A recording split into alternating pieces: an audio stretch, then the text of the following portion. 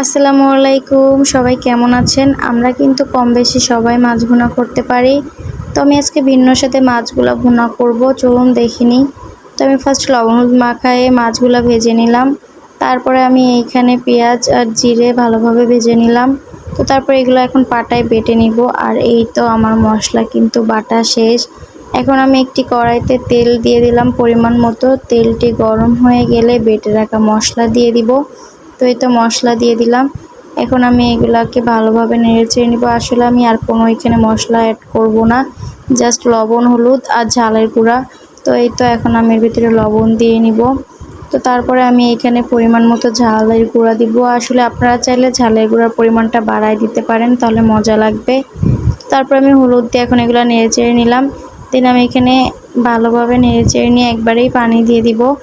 তো এই তো সব পানি দেওয়া শেষ। এখন আমি পানিগুলো উতলাই গেছে এই যে। তো তারপরে আমি এখন মাছগুলো দিয়ে দিব। ভেজে রাখা মাছ দিয়ে দিলাম, দিয়ে ভালোভাবে নেড়েচেড়ে নিয়ে আমি এখন এটা ঢেকে দিলাম।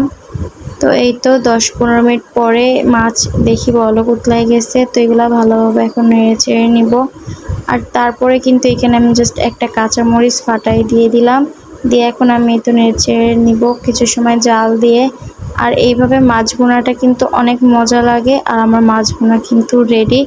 আপনারাও চাইলে বাসায় এইভাবে একদিন ট্রাই করে দেখতে পারেন। আশা করি আপনাদের কাছে ভালো লাগবে। তো আজকের ভিডিও কিন্তু এই পর্যন্তই থাকছে। সবাই ভালো থাকবেন। আল্লাহ হাফেজ।